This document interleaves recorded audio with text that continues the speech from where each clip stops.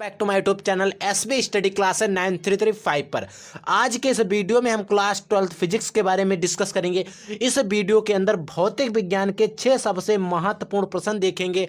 ये सभी महत्वपूर्ण प्रश्न ऐसे प्रश्न हैं जो सभी हर वर्ष लगभग बोर्ड एग्जाम में आते ही हैं। ये सभी प्रश्न बोर्ड एग्जाम में आते ही हैं, तो इसीलिए इस प्रश्न के अंदर, इन वीडियो के अंदर हम जो देखेंगे महत्वपूर्ण टिप्पणियां होने वाली हैं, कुछ व्यंजक भी देखेंगे और कुछ महत्वपूर्ण परिभाषाएं भी डिस्कवर करेंगे। तो इसीलिए आप लोगों को ये वीडियो शुरू से लेकर अंत तक देखना है, क्योंकि आपके पास समय बहुत कम बचा है। ऐसे में आपको करना क्या है कि मोस्ट आईएमपी क्वेश्चन आप लोगों को पढ़ने हैं। जो आपके मोस्ट आईएमपी क्वेश्चन हैं, वो चाहे फिजिक्स की बात करें, केमिस्ट्री की बात करें, बायोलॉजी की, या फिर हिंदी की, या फिर हम इंग्लिश या मैथ किसी की भी बात करें, तो वहाँ पर आप लोगों को मोस्ट आईएमपी क्वेश्चंस पढ़ने हैं। और आपको लगभग 10 साल के प्रीवियस क्वेश्चन पेपर के जो उसमें न्यूमेरिकल्स हैं, डेरिवेशंस हैं, या अगर केमिस्ट्री की बात करें मोस्ट इंपॉर्टेंट नेम रिएक्शंस हो गए, प्रयोगशाला समीकरण हो गए, इन चीज़ों के बारे में आपको अधिक फोकस करना है, मोस्ट आईएमपी देखना है। लगभग आपको 10 प्रीवियस क्वेश्चन पेपर भी सॉल्व कर लेना है, ताकि आपको एक आइडिया लग जाए कि हाँ पेपर कैसा आने वाला है। लेकिन हम बता दें, इस वर्ष लगभग 30% सिलेबस कट ऑफ है, ठीक है। तो इसके अकॉर्डिंग आपको पढ़ना है, और ऐसा नहीं कि अगर आप 10 साल पीछे का उठाएंगे तो उसमें 30% कटा तो था नहीं, उसमें आपको ज़्यादा मिल सकता है, लेकिन उसको आप उस चैप्टर को निकाल दीजिए, उन क्वेश्चन को निकाल दीजिए जो आपके सिलेबस में नहीं है। उन पर आपको फोकस बिल्कुल नहीं करना है। आपको सिर्फ अपना जो आपका 70% सिलेबस है उसी को पढ़ना है, और उसी में आपको 70 नंबर में से अच्छे से मार्क्स लाने हैं। क्योंकि इस वीडियो में हम आपको वही क्वेश्चन पढ़ाएंगे जो प्रीवियस ईयर क्वेश्चन पेपर में आ चुके हैं, या आपके बोर्ड एग्जाम में आने के चांसेस सबसे ज़्यादा हैं। तो आइए वीडियो को शुरू करते हैं। जिससे पहले अगर आप लोग स्टूडेंट हमारे चैनल पर नए विजिट कर रहे हो तो चैनल को सब्सक्राइब कर लेना, बेल आइकन को प्रेस कर लेना, ताकि आगे आने वाले हर वीडियो का नोटिफिकेशन आप तक पहुँचे सबसे पहले। तो आइए हम वीडियो को शुरू करते हैं। फर्स्ट क्वेश्चन क्या है? फर्स्ट क्वेश्चन कुछ इस प्रकार से है कि एसी धारा लाभ पर टिप्पणी कीजिए। एसी धारा लाभ क्या है? एसी धारा लाभ की परिभाषा कीजिए, परिभाषा दीजिए। इस तरीके से कुछ भी आ सकता है, लेकिन आपको एसी धारा लाभ याद रखना है। देखिए एसी धारा लाभ क्या होता है। देखिए परिभाषा जो हमने लिखी है, संग्राहक धारा में परिवर्तन, जो संग्राहक धारा होगी उसमें परिवर्तन, जिसको हम डिनोट करते हैं डेल्टा आईसी से, तथा आधार धारा में परिवर्तन डेल्टा आईवी से, के अनुपात को एसी, यहाँ पर लिखा है एसी, एसी धारा लाभ कहते हैं। समझिए, अगर हम एसी धारा लाभ की बात करें, एसी धारा लाभ को हम बीटा से डिनोट करते हैं। देखिए एसी धारा लाभ बराबर हो जाएगा डेल्टा टीसी, डेल्टा आईसी, यहाँ पर आईसी, डेल्टा आईसी यानी संग्राहक धारा अपॉन आधार धारा में परिवर्तन के अनुपात को हम क्या कहते हैं? एसी धारा लाभ कहते हैं। इसको आपको अच्छे से लर्न कर लेना है, याद कर लेना है। अब हम लोग बात करेंगे वोल्टेज धारा, वोल्टेज लाभ पर टिप्पणी कीजिए। वोल्टेज लाभ के बारे में देखेंगे। अभी हमने देखा धारा लाभ, अब हम लोग देखेंगे वोल्टेज लाभ, फिर हम देखेंगे शक्ति लाभ क्या है। क्योंकि ये तीनों एक ऐसी परिभाषाएं हैं, ऐसी टिप्पणियां हैं जो आपसे बोर्ड एग्जाम में कहीं ना कहीं पूछी ही जाती हैं। क्योंकि लेकिन इन टिप्पणियों के बाद में जो हम डेरिवेशन या व्यंजक देखेंगे वो सबसे इंपॉर्टेंट है, उनको तो आपको स्किप ही नहीं करना है। तो आइए हम देख लेते हैं वोल्टेज धारा, वोल्टेज लाभ क्या है। तो स्टूडेंट वोल्टेज लाभ की अगर हम बात करें, निर्गत वोल्टेज, जो निर्गत वोल्टेज होगा उसमें परिवर्तन तथा निवेशी वोल्टेज में परिवर्तन के अनुपात को, समझिए इसमें निर्गत वोल्टेज तथा निवेशी वोल्टेज में परिवर्तन के अनुपात को, इसमें निर्गत वोल्टेज दिया है और निवेशी वोल्टेज दिया है, उसमें परिवर्तन का जो अनुपात होता है उसे वोल्टेज लाभ अथवा वोल्टेज प्रवर्धन भी कहते हैं। इसी को ऐसा नहीं आपको मिले कि वोल्टेज लाभ किसे कहते हैं, हो सकता है मिल सकता है वोल्टेज परिवर्धन किसे कहते हैं। इसे ए बी से प्रदर्शित करते हैं, ए बी से प्रदर्शित करते हैं। तो आइए इसके लिए भी हम सूत्र देख लेते हैं, क्योंकि इन पे हो सकता है आपसे कुछ न्यूमेरिकल्स भी आ जाएं, नहीं तो परिभाषा ज़्यादा आती है। वोल्टेज लाभ बराबर, देखिए वोल्टेज लाभ, ठीक है, तो एसी बराबर वोल्टेज लाभ ए बी, वोल्टेज लाभ की ए बी बराबर हमारा हो जाएगा बीटा इंटू, देखिए निर्गत वोल्टेज तथा निवेशी वोल्टेज में परिवर्तन, निर्गत वोल्टेज और निवेशी वोल्टेज में परिवर्तन जो होगा का अनुपात जो होगा उसे हम एसी धारा लाभ, वोल्टेज लाभ कहते हैं। तो इसके लिए सूत्र हमारा ए हो गया, ठीक है। अब हम लोग बात कर लेते हैं शक्ति लाभ की। तो जो हमारा तीसरा क्वेश्चन है वो कुछ इस प्रकार से है कि शक्ति लाभ क्या है। अब हम बात करते हैं कि शक्ति लाभ क्या है। कभी कभी क्वेश्चन आ जाता है कि शक्ति लाभ क्या कहते हैं, किसे कहते हैं, शक्ति लाभ पर टिप्पणी कीजिए, या शक्ति लाभ क्या है। देखिए शक्ति लाभ क्या होता है, वोल्टेज लाभ तथा धारा लाभ के गुणनफल को शक्ति लाभ कहते हैं। अगर वोल्टेज लाभ की बात करें और जो इसके पहले हमने धारा लाभ की बात करें तो इसका जो गुणनफल होगा उसे ही हम क्या, शक्ति लाभ कहते हैं। अगर हम इसको समझें, देखिए इसका अगर शक्ति लाभ को एपी से प्रदर्शित करते हैं, ठीक है। अगर हम बात करें बीटा स्क्वायर, क्योंकि बीटा क्यों लिखा समझिएगा आप। देखिए हमें क्या करना है, देखिए एसी धारा लाभ को हम बीटा से प्रदर्शित करते हैं, तो बीटा बराबर तो इतना दिया गया है हमें, बीटा बराबर बीटा, इसकी जगह पर हम बीटा लिख सकते हैं, लिख सकते नहीं, तो इसका हमने बीटा उठा लिया और इसमें भी बीटा है, तो ये बीटा बीटा गुणा होकर बीटा स्क्वायर हो गया। तो देखिए यहाँ पर ये तो हमारा हो गया बीटा स्क्वायर के बारे में, और ए वाला हमारा ऐसे उतर गया, तो ये हमारा हो गया शक्ति लाभ। शक्ति लाभ की परिभाषा क्या थी, वोल्टेज लाभ तथा धारा लाभ के गुणनफल को शक्ति लाभ कहते हैं, ठीक है। तो आई होप ये भी क्वेश्चन आपको समझ में आया होगा। अब हम लोग चौथा क्वेश्चन, बहुत ही इंपॉर्टेंट क्वेश्चन की बात कर लेते हैं।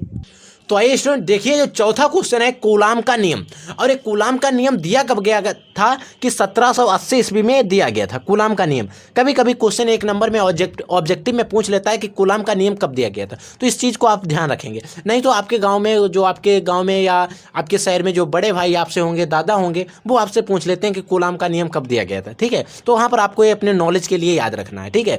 अगर हम बात करें तो इस नियम को हमें अच्छे से समझना है, क्योंकि इस नियम को हम सबसे अच्छे तरीके से डीप में समझाएंगे आपको, लेकिन सबसे सरल भाषा में। समझिए, आज भी अगर आप ना समझ पाए तो लगभग आप मुश्किल ही समझ पाए, क्योंकि इस वीडियो में हमने सबसे अच्छे और सरल तरीके से कूलाम के नियम को एक्सप्लेनेशन किया है। एक्सप्लेन करने के बाद भी अगर आपको समझ में नहीं आता है तो आप हमें कमेंट करिए, हम इससे अलग तरीका भी आपको समझाने का निकालेंगे। देखिए समझिएगा, पहले इसकी कुछ थ्योरी आप समझ लीजिए। इस नियम के अनुसार, किस नियम के अनुसार, कूलाम के नियम के अनुसार, दो स्थिर बिंदु आवेश, समझिएगा, कूलाम के नियम के अनुसार दो स्थिर, एक ए है एक ए है, दो स्थिर बिंदु आवेश के बीच लगने वाला आकर्षण अथवा प्रतिकर्षण बल दोनों आवेशों के गुणनफल के अनुक्रमानुपाती तथा उनके बीच की दूरी के वर्ग के व्युत्क्रमानुपाती होता है। देखिए इन पर लगने वाला बल हमारा जो है वो F है, इसके बीच की दूरी है वो R है, ठीक है, और जो परीक्षण आवेश है Q1 व Q2 है, ठीक है। इस चीज़ को आप, इतने चीज़ को अच्छे से समझ लीजिए। अब देखिए क्या लिखा गया, हमने मान लिया कि माना दो आवेश Q1 व Q2 हैं। देखिए हमने माना कि जो दो आवेश हैं हमारे वो Q1 व Q2 हैं तथा R दूरी पर एक दूसरे से R दूरी पर स्थित हैं। देखिए आप कंफ्यूज नहीं होना कि यहाँ पर R स्मॉल बना, यहाँ पर कैपिटल, आप यहाँ पर भी चाहें तो स्मॉल ही बना लेना, और अगर आप चाहें तो यहाँ पर भी आप कैपिटल बना ले, वहाँ पर कोई दिक्कत नहीं है, ठीक है। तो R दूरी पर स्थित हो तो उनके बीच लगने वाला बल F बराबर, देखिए इनके बीच में जो बल लगेगा वो F1 पर लगेगा, और इनके बीच लगेगा जो बल वो इनके आवेशों पर लगेगा, और जो बल लगता है वो आवेशों के गुणनफल के अनुक्रमानुपाती होता है, ठीक है। तो F डायरेक्टली प्रोपोर्शनल यानी कि समानुपाती या अनुक्रमानुपाती Q1 Q2 इंटू, इसको इक्वेशन नंबर हम 1 डालेंगे। फिर हमारा कहता था इसकी बीच की जो दूरी है उसके वर्ग के व्युत्क्रमानुपाती, तो उसका ये व्युत्क्रम हो गया, ठीक है। अब हम क्या करें, दोनों नियमों को मिला देने पर, तो स्टूडेंट क्या करेंगे, अब हम जो दो नियम हमारे पास आए थे 1 और 2, इन दोनों समीकरण को मिला देंगे। तो हमारे पास मिलाने पर क्या हो जाएगा, F बराबर हो जाएगा लगने वाला बल F बराबर Q1 Q2 upon R square. अगर आप चाहें तो यहाँ पर स्मॉल f भी मान सकते हैं, कोई दिक्कत नहीं है, मैं बता देता हूँ क्योंकि आपको एक भी कॉन्सेप्ट कन्फ्यूज में ना डाले, ठीक है। अगर हम F1 F2 Q1 Q2 upon R square, देखिए R स्क्वायर क्या हुआ, जब इनकी हमने मल्टीपल की तो जो Q1 Q2 तो ऊपर चले गए, लेकिन ये R स्क्वायर जो था वो नीचे का नीचे ही रहा, ठीक है। इक्वेशन नंबर दोनों को मिलाने पर तो हमें क्या मिला फाइनल में, तो हमने क्या किया कि जो इसको अनुक्रमानुपाती को हटाया और एक नियतांक K ले लिया, F बराबर K Q1 Q2 upon R square. तो समझिए जहाँ K क्या एक नियतांक है, जो हमारा K है वो एक नियतांक है जिसका मान है K बराबर 1/4 पाई एप्सिलॉन नॉट, समझिएगा। और एप्सिलॉन नॉट है तो क्या हम K की जगह पर इतना रख सकते हैं, तो हमने उसी को आगे यहाँ पर आके रख दिया गया। देखिए रखा गया एफ बराबर 1/4πε0 Q1 Q2 अपन और इसको, यानी कि जो के था यहाँ पर के की जगह पर ए रख दिया गया। अब अगर हम इसकी बात करें, जो इतना नेतांक रखा गया इसका मान कितना होता है, तो इसका 9 × 10⁹ होता है, इसका मान होता है इसका। अगर आप इसको ना लिखें तो ए लिख दें तब भी कोई दिक्कत नहीं, जैसा कि हमने आपको लिखकर भी बताया है। तो देखिए अगर आप ये बराबर 9 × 10⁹ Q1 Q2 अपन और स्क्वायर ए लिखते हैं तब भी कोई दिक्कत नहीं, तो ए हमारा फाइनली व्यंजक आ गया। अगर आपको अभी भी समझ में नहीं आया है, जहाँ पर भी आपको कोई भी कंफ्यूज, कोई भी कॉन्सेप्ट में समझ में ना आता हो, हमें कमेंट करके तुरंत बताना, हम उसका रिप्लाई आपको अवश्य ही देंगे। आइए अब हम लोग क्वेश्चन नंबर 5 देख लेते हैं। क्वेश्चन नंबर 5 क्या है, तो स्टूडेंट जैसा कि हमारा जो 5वां क्वेश्चन है कि वैद्युत क्षेत्र की तीव्रता का हमें व्यंजक और वैद्युत क्षेत्र की तीव्रता को हम ई से डिनोट करते हैं, इसको हमें सिद्ध करना है। ई बराबर जो आपका एक व्यंजक आता है एफ अपॉन Q0, ठीक है, इसको हमें सिद्ध करना है। तो इसके लिए हम क्या करेंगे, कुछ परिभाषा लिखेंगे, इसके आधार पर हम इसको एक्सप्लेन करेंगे, इसको सिद्ध करेंगे। देखिए वैद्युत क्षेत्र की तीव्रता का व्यंजक निकालने के लिए हमें क्या करना पड़ता है उसके बारे में हम देखेंगे, और कभी कभी वैद्युत क्षेत्र की तीव्रता कई बीमा भी पूछ देता है। तो देखिए वैद्युत क्षेत्र में किसी बिंदु पर, वैद्युत क्षेत्र में अगर कोई बिंदु है तो उसमें किसी बिंदु पर लगने वाला, पर उसका जो बिंदु होगा उस पर कोई परीक्षण आवेश रखने पर, परीक्षण आवेश रखा होगा, और जो आवेश होगा परीक्षण आवेश यानी कि Q रखा होगा, और उस पर क्या होगा कि बल लगेगा।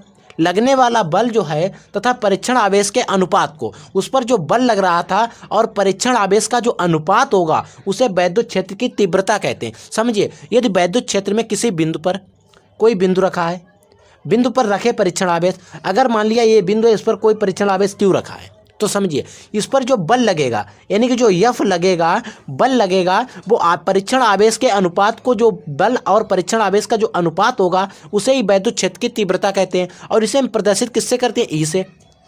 ठीक है, तो जैसा कि अगर हम मान लें कि यदि हमारा माना कि जो परीक्षण आवेश था वो Q0 है, परीक्षण आवेश है Q0 तथा उस पर लगने वाला बल F हो, तब वैद्युत क्षेत्र की तीव्रता E बराबर, क्योंकि इसका जो अनुपात है वो होता है वैद्युत क्षेत्र की तीव्रता, तो हमने Q0 जो है और F का अनुपात जो होगा उसे हम E कहेंगे, यानी कि वैद्युत क्षेत्र की तीव्रता। तो E बराबर हो जाएगा F अपॉन Q0। इसका जो मात्रक होता है न्यूटन प्रति coulomb, N for Newton, C for coulomb, Newton प्रति कूलाम। अगर हम इसकी बीमा की बात करें तो इसकी बीमा होती जो mLt की पावर -3 × A की पावर -1, कुछ इस तरीके से आता है।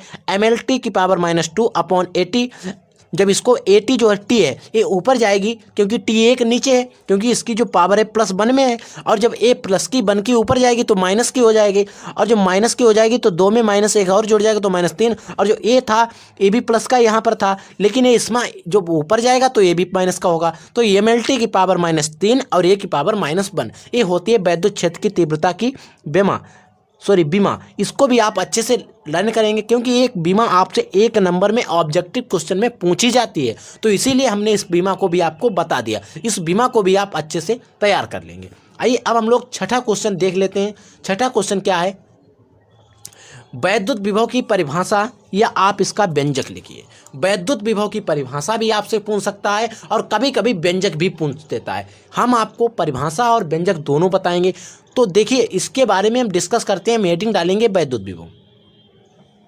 वैद्युत विभव आप डालेंगे, माना एकांक धन परीक्षण आवेश को, माना कोई एकांक धन परीक्षण आवेश है, उसको अनंत से वैद्युत क्षेत्र के किसी बिंदु तक लाने में जो कार्य करना पड़ेगा, कार्य करने के अनुपात को वैद्युत विभव कहते हैं। समझिएगा, एकांक धन परीक्षण आवेश को, कोई एकांक धन परीक्षण आवेश है, मतलब यहाँ पर कोई आवेश है को अनंत, यहाँ पर हमने अनंत मान लिया, अनंत से वैद्युत क्षेत्र में किसी बिंदु तक, वैद्युत क्षेत्र यहाँ पर है तो इसमें किसी बिंदु तक लाने में जो किया गया कार्य, यहाँ से यहाँ तक इसको लाने में W कार्य करना पड़ेगा। किया गया कार्य के अनुपात को वैद्युत विभव कहते हैं। यानी कि आवेश, परीक्षण आवेश है, कोई धन परीक्षण आवेश है तथा उसको लाने में जो किया गया कार्य के अनुपात को वैद्युत विभव कहते हैं। क्या कहते हैं, वैद्युत विभव। ये तो हमारी वैद्युत विभव की परिभाषा हो गई। अब हमें अगर इसका व्यंजक पूछना है तो कुछ नहीं, इसमें आगे और बढ़ा देना है। हम लिखेंगे माना कि धन परीक्षण आवेश Q0 है। जो हमारा धन परीक्षण आवेश है वो हमने मान लिया Q0 है, को अनंत से वैद्युत क्षेत्र के किसी बिंदु तक लाने में जो कार्य करना पड़ता है वो W, जैसा कि पहले बताया। तब वैद्युत क्षेत्र की उस बिंदु पर वैद्युत विभव क्या होगा, उस बिंदु पर वैद्युत विभव क्या होगा यहाँ पर। ठीक है, तो वैद्युत विभव के इसके अनुपात को कहते थे। तो B बराबर हो जाएगा W अपॉन Q0। और अगर हम इसके जो इसका मात्रक होगा W फॉर जीव, यानी कि वर्ग का मात्रक क्या होता है, जूल, कार्य का मात्रक, ठीक है। और अगर हम बात करें कूलाम का, तो कूलाम आवेश का मात्रक कूलाम होता है, तो जूल इंटू जूल प्रति कूलाम इसका मात्रक हो जाएगा। और ये भी परिभाषा या इसका जो डेरिवेशन है, या आप इसको डेरिवेशन कह सकते हैं या व्यंजक, बहुत ही ज़्यादा बोर्ड एग्जाम में आता है। तो ऐसे में स्टूडेंट आप लोगों को स्मार्ट स्टडी करना है, हम आपकी स्मार्ट स्टडी कराने के लिए हाजिर हैं। तो आप हमारे साथ जुड़ जाइए, हम आप लोगों के साथ हैं। हम मिलेंगे एक नए वीडियो में नए टॉपिक के साथ। तब तक के लिए स्टूडेंट जय हिंद, वंदे मातरम, पढ़ते रहिए, आगे बढ़ते रहिए।